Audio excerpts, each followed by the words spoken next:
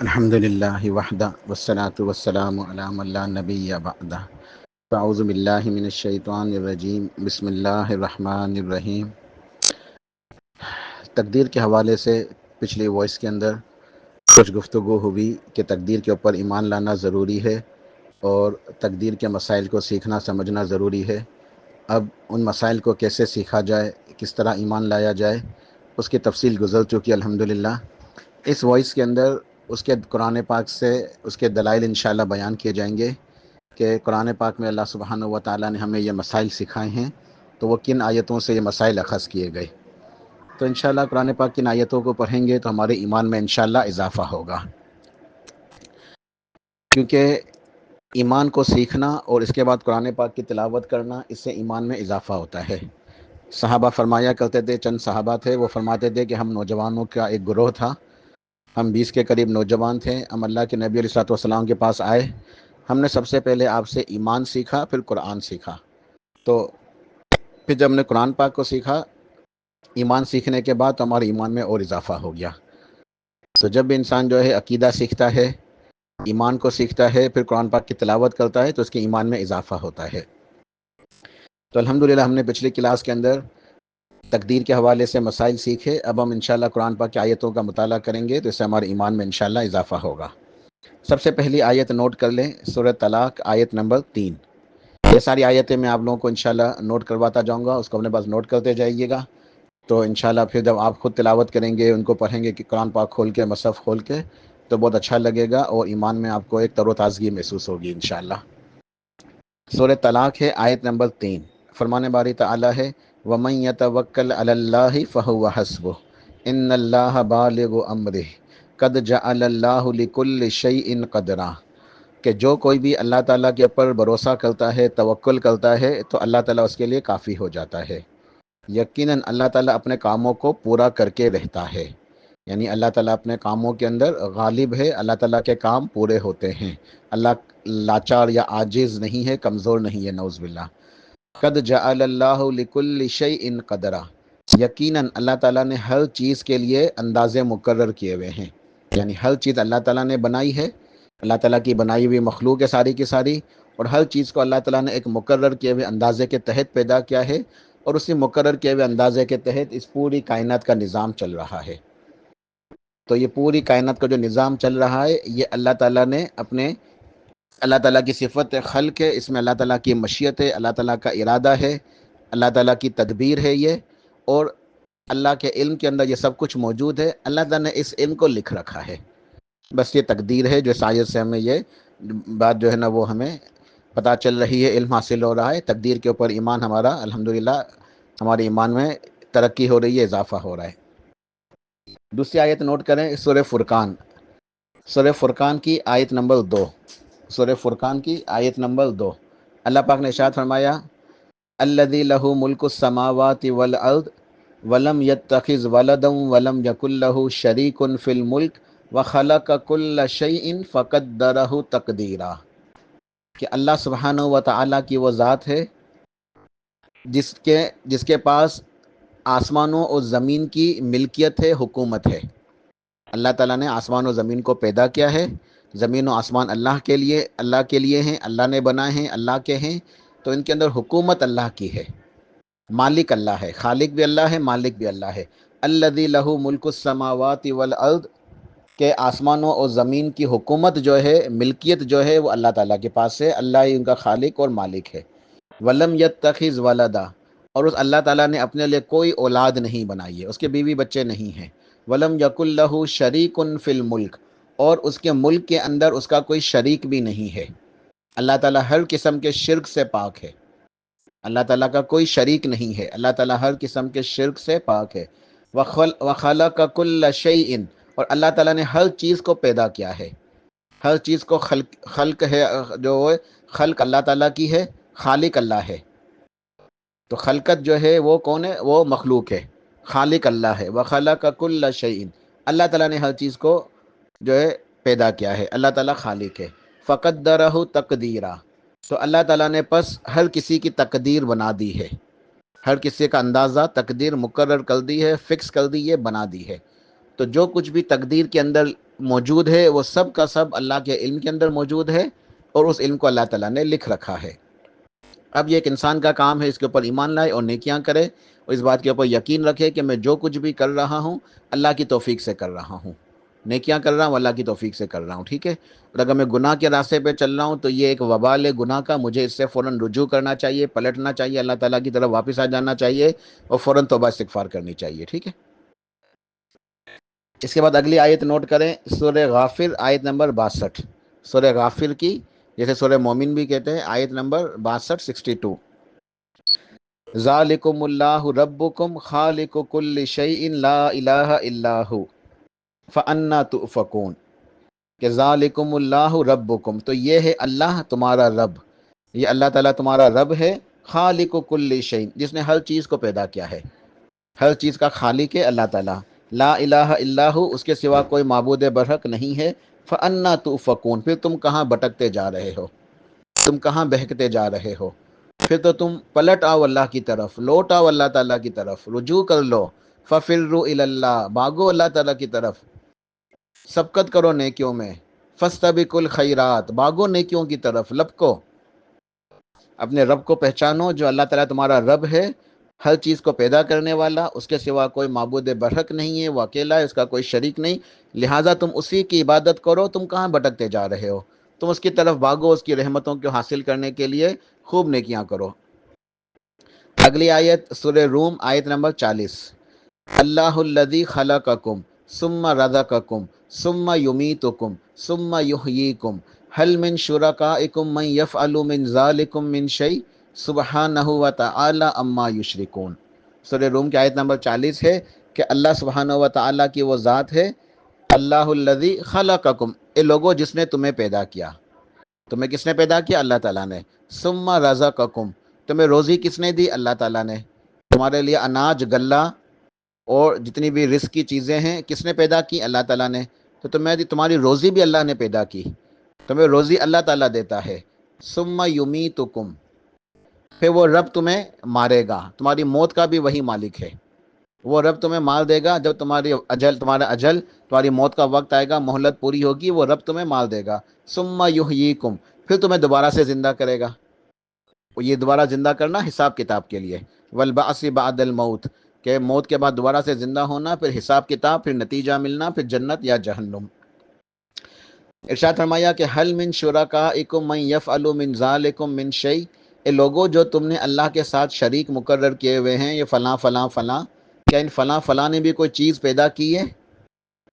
یہ بھی کوئی ایسے کام کر سکتے ہیں جو اللہ نے پیدا کیے ہیں؟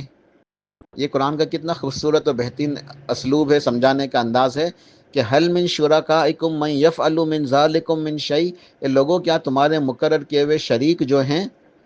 تو کیا وہ یہ کام کرتے ہیں؟ ان تمام کاموں میں سے تمام کاموں کے اندر کسی کام کے اندر بھی ان میں سے کسی کی کوئی شراکت، کوئی پارٹنرشپ، کوئی حصے داری ہے، یا کہ اللہ کی مدد کرنے والے ہیں؟ سبحانہ و تعالی عما یشرکون، یقیناً اللہ تعالیٰ پاک ہے، ہر قسم کے نقص سے، عیب سے، کمزوری سے پاک ہے، عیب سے پاک ہے، اور ہر طرح کے شرک سے پاک ہے، اللہ تعالیٰ ہر قسم کے شرک سے پاک ہے اور بلند ہے، وَتَعَالَى عَمَّا يُشْرِكُونَ، جو یہ شرک اللہ تعالیٰ کے ساتھ منسوب کرتے ہیں کہ فلاں فلاں بھی مشکل کشا ہے، حاجت روا ہیں، اللہ تعالیٰ میں ہر قسم کے شرک سے بہت ہی پاک اور بلند ہے۔ سورہ صافات اگلی آیت نوٹ کریں، آیت نمبر 96، سورہ صافات آیت نمبر 96، وَاللَّهُ خَلَقَكُمْ وَمَا تَعْمَلُونَ، کہ اللہ تعالیٰ نے تمہیں پیدا کیا اور جو تم کرتے ہو ان کو بھی اللہ نے پیدا کیا، یعنی اللہ تمہارا بھی خالق ہے اور تمہارے افعال کا بھی خالق ہے، اللہ تعالیٰ تمہارا بھی خالق ہے، تمہارے اعمال کا بھی خالق ہے،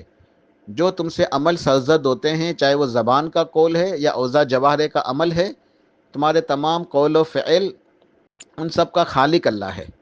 تو اللہ نے تمہیں بھی پیدا کیا اور تمہارے افعال کو، تمہارے اعمال کو، تمہارے کاموں کو جو تم کرتے ہو ان سب کو اللہ تعالیٰ نے پیدا کیا ہے۔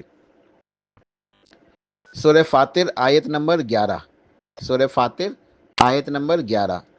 واللہ خلقکم من تراب ثم من نطفہ ثم جعلکم ازواجا وما تحمل من انثى ولا تدع الا بعلمہ وما یعمر من معمر ولا ينقص من عمره الا فی کتاب ان ذلک علی اللہ یسیر۔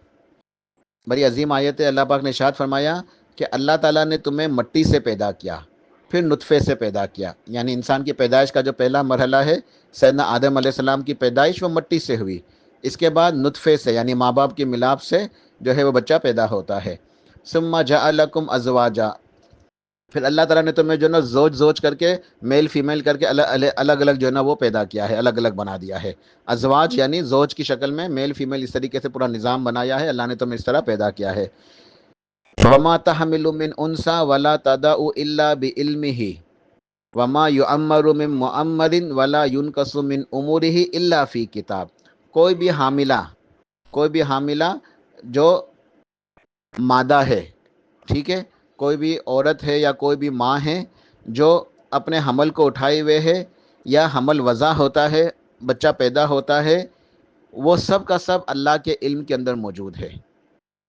ماں اپنے حمل میں جو اٹھائے ہوئے ہے، ماں کے پیٹ کے اندر، ماں کے رحم کے اندر جو کچھ بھی موجود ہے، وہ بچہ ہے کس طرح کا ہے، کیسا ہے، اس کے متعلق ساری تفصیلات، ساری جزئیات اللہ کے علم کے اندر موجود ہیں۔ اس کی پیدائش، اس کا پیدا ہونا، اس کا دنیا میں آنا، یہ سب اللہ کے علم کے اندر موجود ہے۔ اور کسی بھی معمر شخص کی، بڑی عمر والے شخص کی عمر میں سے کچھ بھی اضافہ ہوتا ہے نہ کمی ہوتی ہے، مگر یہ کہ وہ اللہ کے علم کے اندر موجود ہے اور وہ ایک کتاب کے اندر لکھا ہوا ہے علم۔ یعنی ماں کے پیٹ کے اندر کیا ہے، رحم کے اندر، پھر اس کی پیدائش، پھر اس کی بچپنا، لڑکپن، جوانی، بڑھاپا، کسی بھی شخص کے کسی بھی مرحلے میں اچانک موت ہو جانا، اس کی بیماری ہو، اس کی بیماری، اس کے حادثات، اس کی موت، اس کی زندگی، اس کی موت، اس کے کچھ بھی کمی ہوتی ہے، کمی اضافہ ہوتا ہے، جو کچھ بھی ہوتا ہے دنیا کے اندر، وہ سب کا سب اللہ کے علم کے اندر موجود ہے، اور اس علم کو اللہ تعالیٰ نے الا فی کتاب مرقوم ہے، مکتوب ہے، لکھا ہوا ہے، تحریر کی شکل میں ہے وہ۔ تو جو کچھ بھی ہے اس کائنات کے اندر، وہ سب کا سب اللہ کے علم کے اندر ہے اور تحریر کی شکل میں ہے۔ ان ذالک علی اللہ یسیر، اور یہ تو اللہ کے لیے بہت ہی آسان ہے۔ اللہ تو ان اللہ علی کل شیء قدیر ہے، ہر چیز کی قدرت رکھنے والا ہے، طاقت والا ہے، غالب ہے۔ تو اللہ کے لیے تو بہت ہی آسان ہے کہ مخلوق کو پیدا کرنا، مٹی سے پیدا کرنا، سب سے پہلے آدم علیہ السلام کو، پھر نطفے سے ایک نظام چلانا، ماں باپ کا نظام چلانا، ماں باپ کے ملاپ سے بچے کو پیدا ہونا، بچہ بچی، پھر ان کے جو نا جوڑے پیدا ہونے، لڑکا لڑکیاں، عورت مرد، شادیاں ہونا، شادی کے بعد جو ہے پھر حمل ہونا، حمل کے بعد بچے کی ولادت، ولادت کے بعد جو ہے نا پھر بچپن، لڑکپن، جوانی، بڑھاپا، عمر میں کمی ہوتی ہے، جسم میں کمی ہوتی ہے، بیماریاں آتی ہیں، حادثات ہوتے ہیں، پھر موت آ جاتی ہے کسی بھی مرحلے پہ۔ تو کسی بھی انسان کی عمر کے اندر کچھ بھی ہوتا ہے، کمی ہوتی ہے، جو کچھ بھی ہوتا ہے وہ سب کا سب، یہ پورا ایک نظام ہے زندگی موت کا، یہ اللہ کے علم کے اندر موجود ہے۔ اس علم کو اللہ نے کتاب کے اندر لکھا ہوا ہے۔ ان ذالک علی اللہ یسیر، یہ سب کچھ نظام کا چلانا، اس کو برقرار رکھنا اللہ کے لیے بہت ہی آسان ہے۔ اللہ کے لیے کوئی مشکل نہیں ہے، اللہ ہر قسم کی قدرت رکھنے والا ہے۔ سورہ بقرہ آیت نمبر 231 کھولیں، سورہ بقرہ آیت نمبر 231۔ اللہ پاک نے ارشاد فرمایا واتقوا اللہ واعلموا ان اللہ بکل شیء علیم، اور اللہ تعالیٰ سے ڈرو، اس کا تقوی اختیار کرو، نیک بن جاؤ، پرہیزگار ہو جاؤ، گناہوں سے بچو۔ واتقوا اللہ واعلموا، اور جان لو، تم جان لو، اچھی طرح سمجھ لو، سیکھ لو، پہچان لو، آگہی حاصل کر لو، علم حاصل کر لو، اچھی طرح جان لو ان اللہ بکل شیء علیم، کہ بے شک یقیناً اللہ تعالیٰ تو بکلی، ہر چیز کا تمام پورے کا پورا علم رکھنے والا ہے، ایک ایک چیز کا، ایک ایک بات کا، ایک ایک ذرے کا اللہ تعالیٰ علم رکھنے والا ہے۔ وَعَلَمُوا أَنَّ اللَّهَ بِكُلِّ شَيْءٍ عَلِيمٌ، اور اچھی طرح جان لو کہ اللہ تعالیٰ ایک ایک چیز، ایک ایک بات کی خبر رکھتا ہے، علم رکھتا ہے، ایک ایک ذرے کے بارے میں اچھی طرح اللہ تعالیٰ جانتا ہے۔ سورہ مائدہ آیت نمبر 97، سورۃ المائدہ آیت نمبر 97۔ اللہ پاک نے ارشاد فرمایا ذَلِكَ لِتَعْلَمُوا أَنَّ اللَّهَ يَعْلَمُ مَا فِي السَّمَاوَاتِ وَمَا فِي الْأَرْضِ وَأَنَّ اللَّهَ بِكُلِّ شَيْءٍ عَلِيمٌ، یہ اس لیے ہے کہ اللہ تعالیٰ جان لے، یہ ذالک لتعلموا، یہ اس لیے کہ تاکہ تم جان لو، یہ اس لیے تاکہ تم جان لو ان اللہ یعلم ما فی السماوات و ما فی الارض، کیا تم جان لو، تم یہ جان لو، اچھی طرح پہچان لو، سمجھ لو، علم حاصل کر لو کہ ان اللہ یعلم ما فی السماوات و ما فی الارض، کہ اللہ تعالیٰ جانتا ہے آسمانوں کی تمام چیزوں کو اور زمینوں کی تمام چیزوں کو۔ اللہ تعالیٰ آسمان و زمینوں کی تمام چیزوں کو اچھی طرح جانتا ہے۔ وَأَنَّ اللَّهَ بِكُلِّ شَيْءٍ عَلِيمٌ، اور اللہ تعالیٰ ہر چیز کا مکمل کامل علم رکھنے والا ہے۔ سورہ احزاب آیت نمبر 54 سورۃ الاحزاب، ان تبدو شیئا او تخفوہ فإن اللہ کان بکل شیء علیما، کہ تم کسی چیز کو چھپاؤ یا ظاہر کرو، تم کسی بھی چیز کو، ایک ذرے کو بھی ظاہر کر دو، آشکار کر دو، اجاگر کر دو، سب کے سامنے لے آؤ، یا اس کو چھپا دو، کہیں چھپا دو، پہاڑوں کے اندر دبا دو، زمینوں میں دبا دو، چٹانوں میں دبا دو، سمندروں کے اندر پھینک دو، تم کچھ بھی کسی بھی طریقے سے کسی بھی ذرے کو بھی ظاہر کر دو یا چھپا لو، جان لو فإن اللہ کان بکل شیء علیما، پس اللہ تعالیٰ تو ہر چیز کا اچھے طریقے سے مکمل علم رکھنے والا ہے۔ سورہ تغابن کی بڑی عظیم آیت ہے، آیت نمبر 11، اللہ پاک نے ارشاد فرمایا ما اصاب من مصیبت الا باذن اللہ۔ یہ ہے اللہ تعالیٰ کی مشیت کو سمجھنے کے لیے بہت اچھی آیت ہے، یہ سمجھنے کے لیے کہ ما اصاب من مصیبت الا باذن اللہ، کہ کوئی بھی مصیبت جو نازل ہوتی ہے، یعنی کوئی بھی امر آتا ہے، اللہ کا حکم آتا ہے، کوئی پریشانی کوئی مصیبت آتی ہے، الا باذن اللہ، مگر یہ کہ اللہ کی اجازت سے آتی ہے، اللہ کے اذن، اللہ کی اجازت، اللہ کے اختیار، اللہ کے حکم سے کوئی چیز باہر نہیں ہے۔ کوئی مصیبت بھی آتی ہے تو اللہ کے حکم سے آتی ہے، اللہ کی اجازت سے آتا ہے، اللہ کی تعالیٰ کی اجازت سے آتی ہے، اللہ کے حکم سے آتی ہے۔ وَمَن يُؤْمِن بِاللَّهِ يَهْدِ قَلْبَهُ وَاللَّهُ بِكُلِّ شَيْءٍ عَلِيمٌ، اور جو شخص بھی اللہ کے اوپر ایمان لاتا ہے تو اللہ تعالیٰ اس کے دل کو ہدایت نصیب کر دیتا ہے، اس کے دل کو ہدایت مل جاتی ہے۔ جو اللہ تعالیٰ کے اوپر ایمان لاتا ہے تو اسے ہدایت کا راستہ بھی اللہ تعالیٰ عطا فرما دیتا ہے، اس کے دل کو صراط مستقیم کی ہدایت دے دیتا ہے، اس کے دل میں ہدایت کی بات آ جاتی ہے کتاب و سنت کے مطابق، تو یہدی قلبہ، اللہ تعالیٰ اس کے دل کو ہدایت دے دیتا ہے۔ واللہ بکل شیء علیم، اور اللہ تعالیٰ ہر چیز کا علم رکھنے والا ہے۔ اس آیت کے اندر ایک نقطہ بھی ہے نصیحت کا، میرے لیے، آپ کے لیے، ہم سب کے لیے، وہ یہ ہے کہ ما اصاب من مصیبت الا باذن اللہ ومن یؤمن باللہ یہدی قلبہ واللہ بکل شیء علیم۔ مفہوم تو میں نے بتا دیا آپ کو کہ جو بھی مصیبت آتی ہے اللہ کے حکم سے، اللہ کی اجازت سے آتی ہے، اور جو اللہ کے اوپر ایمان لاتا ہے تو اللہ تعالیٰ اس کے دل کو ہدایت عطا فرماتا ہے۔ اللہ تعالیٰ ہر چیز کا جاننے والا ہے، یہ تو مفہوم ہے، ٹھیک ہے، ترجمہ اور مفہوم۔ نصیحت یہ ہے کہ انسان اس آیت کو سیکھنے کے بعد، اس آیت کو پڑھ لینے کے بعد، انسان اللہ تعالیٰ کے فیصلوں کے اوپر راضی رہے۔ جب انسان کا ایمان مضبوط ہوتا ہے نا، اللہ تعالیٰ کے اوپر تقدیر کی باتیں اس کو سمجھ میں آ جاتی ہیں، پھر اللہ تعالیٰ کے ہر فیصلے کے اوپر وہ راضی رہتا ہے، تو پھر وہ جان لیتا ہے کہ کوئی مصیبت آئی ہے، کوئی پریشانی آئی ہے، اگر کوئی بیماری آ گئی ہے، کوئی حادثہ ہو گیا ہے، کوئی اور طرح سے نقصان ہو گیا ہے، تو اللہ کے حکم سے ہوا ہے، اللہ کی اجازت سے ہوا ہے، اس کے اندر اللہ کی چاہت شامل ہے، اللہ کا حکم شامل ہے، یہ مشیت ہے اللہ تعالیٰ کی۔ مومن کا کام کیا ہے کہ وہ اس کی حکمتوں کو چاہے نہ سمجھ سکے، اس میں غور و فکر نہ کرے کہ یہ کیوں ہوا میرے ساتھ، یہ حادثہ کیوں ہو گیا، یہ بیماری کیوں آ گئی، یہ پریشانی کیوں ہو گئی، یہ نقصان کیوں ہو گیا، نہیں، بلکہ ہو گیا الحمدللہ علی کل حال، اللہ تعالیٰ کی تقدیر کے فیصلوں سے وہ راضی رہے، الحمدللہ علی کل حال، ہر حال میں اللہ کا شکر ہے، الحمدللہ، اللہ کی حمد ہے۔ قدر اللہ وما شاء فعل، یہ ایک مقدر تھا، جو اللہ نے چاہا وہی ہوا۔ رضیت باللہ ربا وبالاسلام دینا وبمحمد النبی صلی اللہ علیہ وآلہ وسلم، میں راضی ہوں، اللہ کے فیصلوں سے میں راضی ہوں، اللہ کو اپنا رب مان کے میں راضی ہوں۔ تو یہ اذکار کرے، سبحان اللہ وبحمدہ سبحان اللہ العظیم، زبان پہ اللہ کی حمد کے اذکار ہوں، ذکر اذکار ہوں، شکوہ نہ ہو، شکایت نہ ہو، شکوہ شکایت نہ ہو اللہ تعالیٰ کے لیے، ٹھیک ہے، دل کے اندر تشکر کے جذبات ہو، زبان پہ حمد و ثنا کے الفاظ ہوں۔ تو کوئی بھی مصیبت آتی ہے اللہ کے حکم سے آتی ہے، اور جو اللہ تعالیٰ کے اوپر ایمان لاتا ہے نا، اس کا مفہوم یہ ہے کہ جو تقدیر کے فیصلوں سے راضی رہتا ہے، اللہ تعالیٰ کی قضاء و قدر جو ہے نا، اللہ کے فیصلے، اس سے جو راضی رہتا ہے کہ میرے بارے میں اللہ کا یہ فیصلہ ہے، الحمدللہ میں خوش ہوں، میں راضی ہوں، رضیت باللہ ربا وبالاسلام دینا وبمحمد النبی صلی اللہ علیہ وآلہ وسلم۔ تو جو اللہ کے فیصلوں سے راضی رہتا ہے وہ حقیقت میں اللہ کے اوپر ایمان لانے والا ہے۔ وَمَن يُؤْمِن بِاللَّهِ، جو اللہ تعالیٰ کے اوپر ایمان لاتا ہے وہ اللہ کے فیصلوں سے راضی رہتا ہے، یہدی قلبہ، تو اللہ تعالیٰ اس کے دل کو ہدایت عطا فرماتا ہے، اسے سکون ملتا ہے، ہدایت کا راستہ ملتا ہے جو سکون و اطمینان قلب کا راستہ ہے، اس کے دل میں پھر پریشانی نہیں ہوتی، قلق، بے چینی اور عجیب طرح کے جو ہے نا ایک جذبات کی کیفیت ہوتی ہے، وہ ایسی پریشانی اور جذبات اور اس طرح کی چیزیں اس کے ساتھ نہیں ہوتی، وہ پریشان نہیں ہوتا، وہ ڈپریشن ٹینشن میں نہیں جاتا، بلکہ اس کا ایمان ہوتا ہے کہ یہ فیصلہ اللہ تعالیٰ کا ہے، اس کے اندر کوئی بلائی ہے، کوئی خیر ہے میرے لیے، کوئی اچھائی ہے، تو میں اس فیصلے سے راضی ہوں۔ تو واللہ بکل شیء علیم، اللہ تعالیٰ ہر چیز کو اچھی طریقے سے جانتا ہے۔ سورہ نور آیت نمبر 64 ارشاد فرمایا، الا ان للہ ما فی السماوات والارض قد یعلم ما انتم علیہ ویوم یرجعون الیہ فینبئہم بما عملوا واللہ بکل شیء علیم، کہ خبردار رہنا، ہوشیار رہنا کہ جو بے شک اللہ ہی کے لیے ہے، آسمانوں کے اندر اور زمین میں جو کچھ بھی ہے اللہ ہی کے لیے ہے، اللہ ہی کا ہے، اللہ ہی نے پیدا کیا ہے،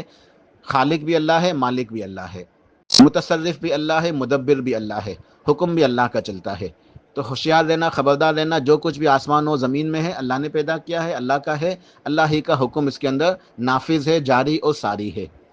قد یعلم ما انتم علیہ، اور اللہ تعالیٰ اچھی طرح جانتا ہے تم کس حالت میں ہو،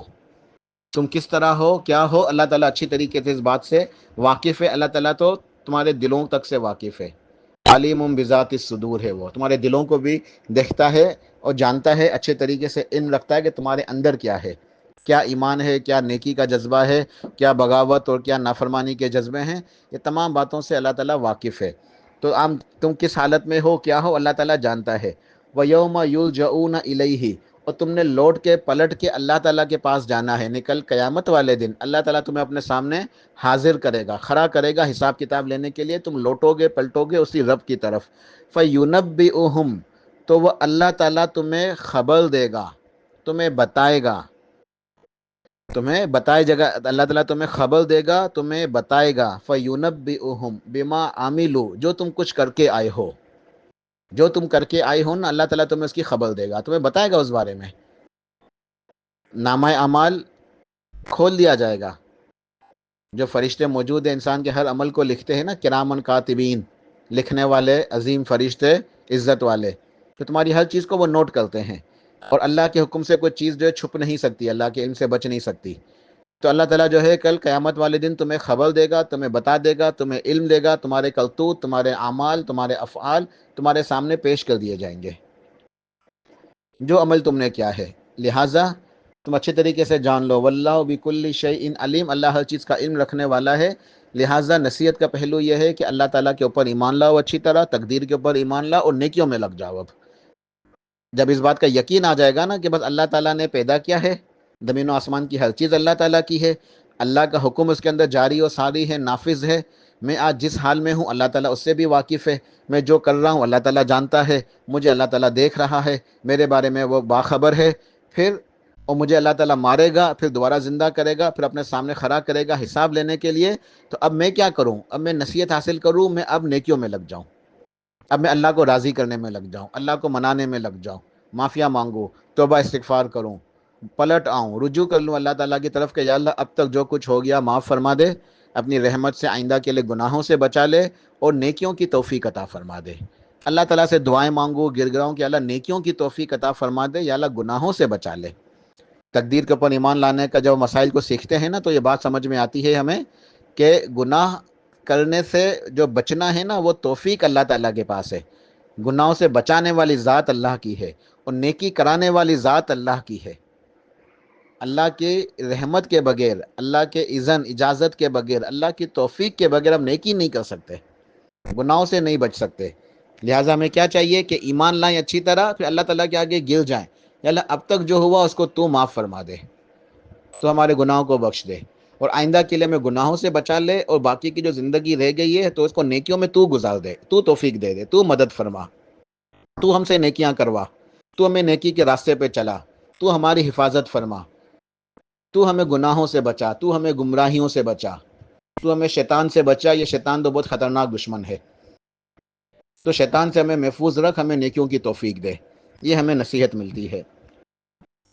سورہ کوف میں ارشاد فرمایا اللہ پاک نے آیت نمبر 4، سورہ کوف آیت نمبر 4، وَعِندَنَا کِتَابٌ حفیظ، اللہ نے ارشاد فرمایا کہ اور میرے پاس ہے ایک محفوظ کتاب، میرے پاس موجود ہے وہ محفوظ کتاب. کیا مطلب ہے؟ لوح محفوظ. کتاب حفیظ، یہ لوح محفوظ ہے. محفوظ کتاب جس کے اندر انسان کی تمام باتیں لکھی ہوئی ہیں، یعنی مخلوقات کی تمام جو تقدیر کے باتیں ہیں سب کی سب اس کے اندر لکھی ہوئی ہیں. تو اللہ نے فرمایا کہ وہ میرے پاس ہے کتاب، لوح محفوظ جس میں تقدیر لکھی ہوئی ہے، وہ میرے پاس ہے. تو اس سے میں یہ نصیحت ملتی ہے کہ اللہ تعالیٰ نے جو کچھ بھی تقدیر کے معاملات ہیں اسے اپنے، وہ اللہ کا علم ہے تو اسے لکھ رکھا ہے، لکھی ہوئی ہے تقدیر. ٹھیک ہے. سورہ یاسین آیت نمبر 12. وَكُلَّ شَيْءٍ أَحْصَيْنَاهُ فِي إِمَامٍ مُبِينٍ. وَكُلَّ شَيْءٍ أَحْصَيْنَاهُ فِي إِمَامٍ مُبِينٍ، کہ ہر چیز کا ہم نے احصا کیا ہوا ہے، یعنی اسے محفوظ کیا ہوا ہے، اس کی حفاظت کی ہوئی ہے. ہر چیز کا ہم نے، اللہ نے فرمایا کہ اس کو احصا کیا ہوا ہے، محفوظ کیا ہوا ہے، اسے اپنے گرفت میں لیا ہوا ہے، اپنے قابو میں لیا ہوا ہے. وہ محفوظ ہے ہر چیز، ہر چیز کا حساب، ہر چیز کا جو ہے نا وہ باتیں تمام کی تمام محفوظ ہیں. اس کا اللہ تعالیٰ نے ایک اچھے طریقے سے انتظام کیا ہوا ہے. اور وہ کہاں ہے؟ فی امام مبین، ایک بالکل صاف، جس میں کسی قسم کی شک کی گنجائش نہیں ہے، روشن واضح کتاب کے اندر. امام مبین سے یہاں مراد کیا ہے؟ بالکل واضح کتاب، روشن دلیل. اور وہ کیا ہے؟ وہ لوح محفوظ ہے، کہ ہم نے ہر چیز کو اس کی حفاظت کی ہوئی ہے، یعنی اسے لکھا ہوا ہے کس میں؟ لوح محفوظ کے اندر. یہ معنی، یہ اس کی تفسیر ہے، یہ معنی مراد ہے کہ ہر چیز کو ہم نے لوح محفوظ کے اندر لکھ رکھا ہے. سورہ حدید میں ارشاد فرمایا کہ ما اصاب من مصیبت فی الارض ولا فی انفسکم الا فی کتاب من قبل ان نبرأها ان ذلک علی اللہ یسیر، کہ جو بھی مصیبت زمین پہ اترتی ہے، جو بھی مصیبت نازل ہوتی ہے زمین پر یا تمہاری اپنی جانوں کے اوپر، مگر یہ کہ وہ کتاب کے اندر موجود ہے، من قبل ان نبرأها، اس سے پہلے کہ وہ وقوع پذیر ہو. وہ واقعہ، وہ مصیبت، وہ جو بھی اللہ کا امر ہے، جو بھی اللہ کا حکم ہے، اس سے پہلے کہ وہ واقعہ وقوع پذیر ہو، وہ واقعہ ہو، وہ واقع ہونے سے پہلے کتاب کے اندر لکھا ہوا ہے. اس کی تفسیر کیا ہے؟ اس کی تفسیر یہ ہے کہ اللہ سبحانہ و تعالیٰ نے اس کائنات کو بنانے سے 50,000 سال پہلے، صحیح مسلم کی روایت ہے کہ اس کائنات کو بنانے سے 50,000 سال پہلے اللہ تعالیٰ نے جب یہ کائنات نہیں بنائی تھی تو قلم کو پیدا کیا سب سے پہلے، پھر حکم دیا کہ لکھ. تو قلم نے اللہ کے حکم سے جو لکھنا شروع کیا تو ہر چیز کی تقدیر شروع سے لے کے آخر تک سب کچھ لکھ دی. تو ہر چیز جو ہے وہ لکھی ہوئی ہے، اور وہ کہاں ہے؟ وہ اللہ تعالیٰ کے پاس لوح محفوظ کے اندر موجود ہے. اس تحریر کے لکھے جانے کے بعد کہ تقدیر لکھ دی گئی، اس کے 50,000 سال کے بعد پھر اللہ تعالیٰ نے اس کائنات کو پیدا کیا ہے. تو اللہ تعالیٰ نے اس کائنات کو پیدا کیا، اور اس سے پہلے کہ کوئی بھی واقعہ رونما ہو، کوئی واقعہ وقوع پذیر ہو، کوئی واقعہ واقع ہو، اس سے پہلے یہ کتاب کے اندر لکھا ہوا ہے. کوئی بھی مصیبت آتی ہے زمین پہ یا تمہاری اپنی جانوں کے اوپر، وہ آنے سے پہلے اس کتاب کے اندر لکھی ہوئی ہے جو اللہ تعالیٰ کے پاس موجود ہے. ان ذالک علی اللہ یسیر، اور یہ تو اللہ تعالیٰ کے لیے بہت ہی آسان ہے. آخری کی 2 آیتیں ہیں، وہ نوٹ کر لیں. سورہ آل عمران آیت نمبر 182 ذالک بما قدمت ایدیکم وان اللہ لیس بظلام للعبید، کہ یہ اس لیے ہے کہ جو تم نے اپنے ہاتھوں سے کمایا یہ اسی کا نتیجہ ہے. یعنی انسان کو جو ملے گا نا رزلٹ، بدلہ ملے گا نا، وہ بدلہ اچھا بھی ہو سکتا ہے، برا بھی ہو سکتا ہے. وہ نیکی کی صورت میں اجر و ثواب ہوگا، یا گناہوں کی وجہ سے پھر وہ عذاب ہوگا. تو جو بھی تمہیں ملے گا نا، ذالک بما قدمت ایدیکم، یہ تمہارے اپنے ہاتھوں کی کمائی ہے، تمہاری اپنے ہاتھوں کا جو نا یہ کمایا ہوا ہے. تو تمہیں جو کچھ بھی ملے گا یا ملتا ہے، جو مل رہا، یہ سب تمہارے اپنے ہاتھوں کی کمائی ہے. جو تم عمل کرتے ہو یہ اسی وجہ سے ہے. وَأَنَّ اللَّهَ لَيْسَ بِظَلَّامٍ لِّلْعَبِيدِ، اور اچھے طریقے سے جان لو کہ اللہ تعالیٰ اپنے بندوں کے اوپر ذرہ برابر بھی، کسی بھی طرح کا، کسی بھی قسم کا ایک ذرے کے برابر بھی اللہ تعالیٰ کسی کے اوپر ظلم نہیں کرتا. اللہ تعالیٰ ظلم سے پاک ہے، اللہ تعالیٰ اپنے بندوں کے اوپر ظلم نہیں کرتا. تو اس مفہوم کی بہت ساری آیتیں ہیں قرآن پاک کے اندر. میں نے صرف 2 نقل کی ہیں، سورہ آل عمران آیت نمبر 182 اور اس کے بعد سورہ فصلت آیت نمبر 46. لیکن اس مفہوم کی اور بھی آیتیں ہیں کہ انسان کو جو کچھ بھی ملتا ہے وہ اس کے اپنے ہاتھوں کی کمائی ہے، اس کے اپنے اعمال ہیں. اور اللہ تعالیٰ کسی کے اوپر ظلم نہیں کرتا، اللہ اپنے بندوں کے اوپر ظلم نہیں کرتا. سورہ فصلت آخری آیت ہے، سورہ فصلت آیت نمبر 46. من عمل صالحا فلنفسہ، ومن اساء فعلیہا وما ربک بظلام للعبید، کہ جو بھی نیکی کا کام کرے گا، نیکی کرے گا وہ اپنے نفس کے لیے، اس کا فائدہ اس کے نفس کو ہوگا۔ جو نیکی کرے گا اپنے نفس کے لیے نیکی کرے گا، اس کے لیے اچھا ہے، اجر و ثواب ملے گا، ثواب ملے گا۔ ومن اساء فعلیہا، اور جو برائی کرے گا، جو برائی کرے گا اس کا وبال بھی اسی کے اوپر ہے۔ جو نیکی کرے گا اس کا فائدہ اسی انسان کے لیے ہے جس نے نیکی کی، اور جو برائی کرنے والا ہے اس کی برائی کا وبال بھی اسی کے اوپر ہے۔ وما ربک بظلام للعبید، اور اللہ تعالیٰ اپنے بندوں کے اوپر ظلم کرنے والا نہیں ہے، اللہ اپنے بندوں کے اوپر ظلم نہیں کرتا ہے۔ تو ہمیں ان تمام آیات سے تقدیر کے مسائل سمجھ میں آتے ہیں، اور جو آخری کی دو آیتیں تھیں اس کے اندر یہ بات بیان کی گئی کہ انسان کو وہی ملتا ہے جو وہ انسان عمل کرتا ہے۔ اچھا عمل کرے گا تو اچھا نتیجہ ملے گا، برا عمل کرے گا تو برا نتیجہ ملے گا، اور اللہ تعالیٰ بندوں کے اوپر ظلم نہیں کرتا۔ تو امید ہے کہ ان قرآن پاک کی آیات سے یہ مسائل واضح ہوئے ہوں گے انشاءاللہ۔ اور اس کے بعد جو ہے ایک حدیث مجھے یاد آ گئی، وہ بھی سنا دیتا ہوں انشاءاللہ۔ اور اس کے بعد جو ہے نا وہ کچھ اہم احادیث رہ گئی ہیں، اور کچھ ایک دو باتیں رہ گئی ہیں تو وہ اگلی کلاس کے لیے رکھتے ہیں، کیونکہ یہ کلاس تھوڑی لمبی ہو گئی ہے۔ تو انشاءاللہ ایک حدیث سنا کے میں آج کی کلاس کو اللہ پاک کی توفیق سے مکمل کرتا ہوں۔ آخری حدیث ہے، صحیح مسلم کی روایت ہے، حدیث قدسی ہے، سیدنا ابو ذر غفاری رضی اللہ عنہ کی روایت، وہ فرماتے ہیں کہ اللہ تعالیٰ نے ارشاد فرمایا، نبی علیہ السلام ارشاد فرماتے ہیں کہ اللہ تعالیٰ نے ارشاد فرمایا کہ حدیث قدسی ہے، لمبی حدیث ہے، پوری حدیث نہیں پڑھوں گا، اس کا ایک جز یہ ہے، یا عبادی انی حرمت الظلم علی نفسی، یا عبادی انی حرمت الظلم علی نفسی وجعلتہ بینکم محرما فلا تظالموا۔ اللہ پاک نے ارشاد فرمایا، اے میرے بندو، میں نے ظلم کرنا اپنے نفس کے اوپر حرام قرار دے دیا ہے، میں نے اپنے اوپر خود حرام کر دیا ہے کہ میں کسی کے اوپر ظلم نہیں کروں گا، اپنے بندوں کے اوپر میں ظلم نہیں کروں گا، میں نے خود اپنے اوپر یہ حرام کر دیا ہے، میں اپنے بندوں کے اوپر ظلم کرنے والا نہیں ہوں، اور میں نے ظلم کرنا تمہارے درمیان آپس کے معاملات میں بھی حرام کر دیا ہے، لہٰذا فلا تظالموا، تم بھی ظلم نہ کرو، زیادتی نہ کرو کسی کے اوپر۔ تو یہ حدیث کا ایک جز تھا جو بیان کیا انشاءاللہ۔ اللہ تعالیٰ سے دعا ہے کہ اللہ سبحانہ و تعالیٰ میں ان مسائل کو سیکھنے کی اور سمجھنے کی اور عمل کرنے کی توفیق عطا فرمائے۔ سبحان ربک رب العزت عما یصفون وسلام علی المرسلین والحمد للہ رب العالمین۔